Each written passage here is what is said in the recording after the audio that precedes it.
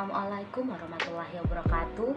Om Swastiastu, Namo Buddhaya, salam kebajikan. Terima kasih atas kesempatan yang kalian berikan. Pada saat ini perkenalkan, nama saya Injilina Anjeliari, kelas A2 semester 3 dengan NIM 2014-2010-77. Saya sebagai mahasiswa aktif di Universitas Pembangunan Indonesia Manado dengan program studi ilmu keperawatan. Dan pada saat ini tujuan dari pembuatan video ini yaitu untuk memenuhi tugas ujian tengah semester pada mata kuliah Patofisiologi Kegawat Daruratan dengan dosen pengampu Nurse Engrinindi Eskep MKes. Baik, berbicara tentang gawat darurat, tentunya kita semua pasti pernah mendengar kata ataupun kalimat tersebut, di mana gawat darurat ini kita dapat juga artikan dengan pertolongan pertama. Nah, di sini saya akan menjelaskan bagaimana cara kita untuk dapat melakukan penanganan pada saat kondisi seseorang atau korban mengalami kondisi yang namanya gawat darurat. Sebelum masuk dalam cara-caranya, tentunya kita harus tahu bahwa apa sih gawat darurat itu. Definisi dari gawat darurat ini seperti apa? Nah, gawat darurat adalah kondisi di mana orang yang berada dalam ancaman kematian dan kecacatan yang memerlukan tindakan pertolongan medis segera. Nah, pada saat melakukan pertolongan pertama, hal yang wajib kita lakukan adalah yang pertama, tetap tenang. Di mana pada saat diri kita tenang, kita dapat melakukan hal dan dapat membantu korban yang sedang mengalami kondisi di mana yang disebut dengan gawat darurat. Nah, jika sudah, kita juga dapat melakukan yaitu yang namanya keselamatan diri, di mana keselamatan diri ini sangat penting. Mengapa dibilang penting? Karena sebelum kita menolong orang, tentunya kita juga harus dapat melihat apakah pada saat melakukan itu diri saya aman dalam situasi ini. Nah, kemudian sebelum melakukan tindakan, sebaiknya disarankan dan diharuskan untuk kita dapat memperkenalkan diri kita dalam artian pasien dalam kondisi sadar. Bila pasien dalam kondisi tidak sadar, kita dapat memperkenalkan diri pada orang-orang yang ada di sekitar kejadian itu. Nah, pada saat itu setelah kita melakukan pengenalan diri, maka kita dapat melakukan pemeriksaan dan memeriksa keadaan umum korban. Nah, di keadaan umum korban ini kita dapat mengecek yang namanya cek kesadaran pasien yang utama yang pertama. Yaitu yang pertama, kita dapat lakukan cek pasien sadar atau tidak. Caranya dengan kita menepuk-nepuk pundak dan menanyakan nama pasien. Jika korban tidak ada respon, maka korban kehilangan kesadaran dan bisa dilakukan yang namanya ABC, di mana A yang berarti itu airway, yang artinya jalan nafas. Yang B yaitu breathing, yaitu yang artinya pernafasan. Kemudian C yaitu circulation atau sirkulasi darah. Nah, setelah itu ada pemeriksaan head to toe, yang yaitu dimana pemeriksaan dari ujung kepala sampai pada ujung kaki. Kemudian jika sudah selesai melakukan itu, namun masih ada beberapa tahap lagi yang harus dilakukan, yaitu kita dapat melakukan call for help, yang artinya itu kita ketahui bahwa memanggil untuk menolong. Nah, di sini kita bisa teriak ataupun mencari bantuan, dan kita dapat menelpon emergency response atau ambulans ataupun satpam atau orang-orang yang ada di sekitar, yang kita lihat ada di sekitar situasi situ. Selain itu, kita juga dapat mencari bantuan juga untuk orang menjadi saksi.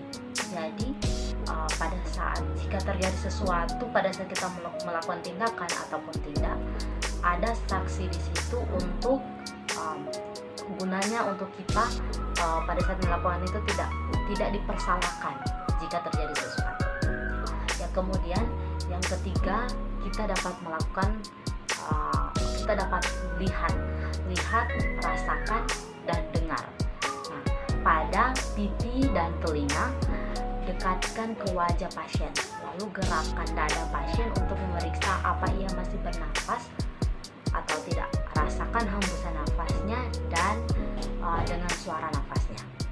Kemudian yang keempat, cara yang keempat yaitu kita dapat melakukan jika pada posisinya itu korban mengalami luka, kita dapat melakukan tekan luka bila ada pendarahan, dimana bila ada pendarahan, tekan luka dengan apa saja yang ada di sekitar kita, seperti kita mau ada baju atau ikat pinggang atau kain, apapun yang bisa digunakan untuk mencegah perdarahan itu selalu berlanjut, tambah berlanjut. Kemudian yang kelima, yang terakhir itu kita dapat ini yang terpenting, dimana jangan sembarangan memindahkan pasien atau korban tersebut karena ditakutkan ada namanya fraktur atau patah tulang di daerah entah itu di daerah leher ataupun daerah tulang belakang yang justru bisa menghambat jalan nafas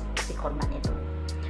Jika sudah selesai, maka tahap yang terakhir yaitu kita yang membantu korban itu dapat mengidentifikasikan korban atau kita kenal dengan kartu luka yang isinya seperti ada identitas korban, penilaian dini dan pemeriksaan fisik, kemudian penanganan pemeriksaan seperti TTV atau yang biasa kita kenal dengan tanda-tanda vital.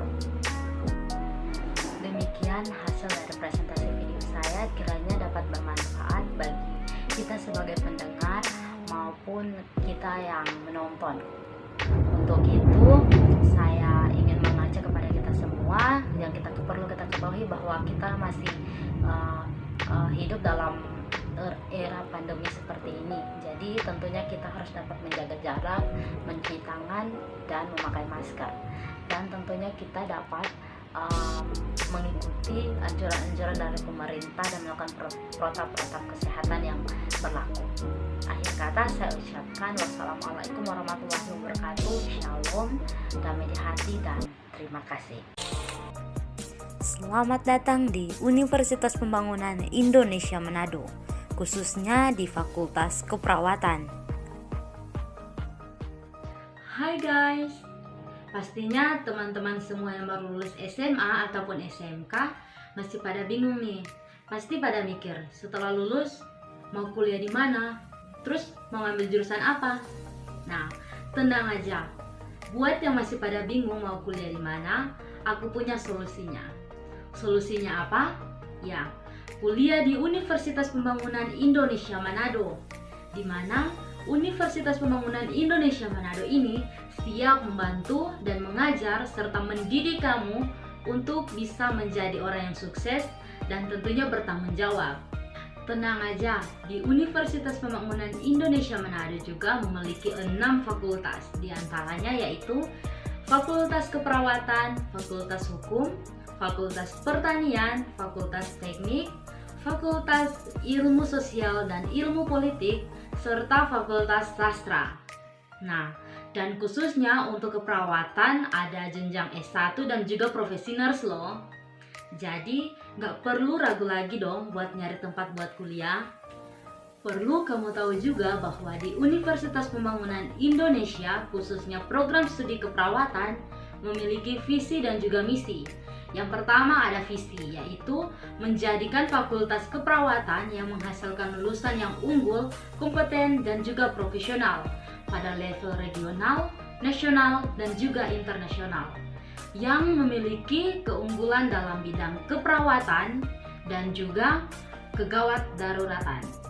Dua, ada misi. Misi yang pertama yaitu menyelenggarakan pendidikan keperawatan berstandar nasional dan internasional, serta berdaya saing yang unggul dalam bidang keperawatan gawat darurat.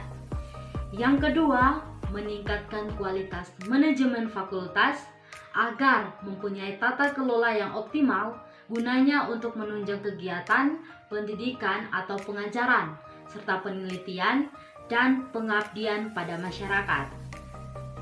Yang ketiga, ada mendorong hasil pendidikan atau pengajaran dan penelitian dalam bidang kegawat daruratan yang dapat digunakan untuk pengabdian masyarakat yang mendukung daya saing bangsa.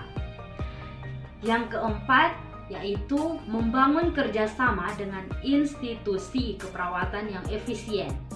Yang kelima, yaitu menghasilkan perawat yang profesional serta beresponsif, inovatif, kreatif, dan juga berkepribadian luhur. Jadi nggak perlu bingung lagi dong ataupun ragu buat kuliah di Universitas Pembangunan Indonesia, apalagi mengambil jurusan keperawatan. Sebab di Universitas Pembangunan Indonesia akan mencetak kamu menjadi perawat yang profesional dan dapat bertanggung jawab tentunya. Yakin dan percaya bahwa kamu adalah orang-orang yang terpilih. So, mari bergabung bersama kami dan jadilah keluarga besar Universitas Pembangunan Indonesia. Universitas Pembangunan Indonesia tetap jaya dan bersinar. Akhir kata saya ucapkan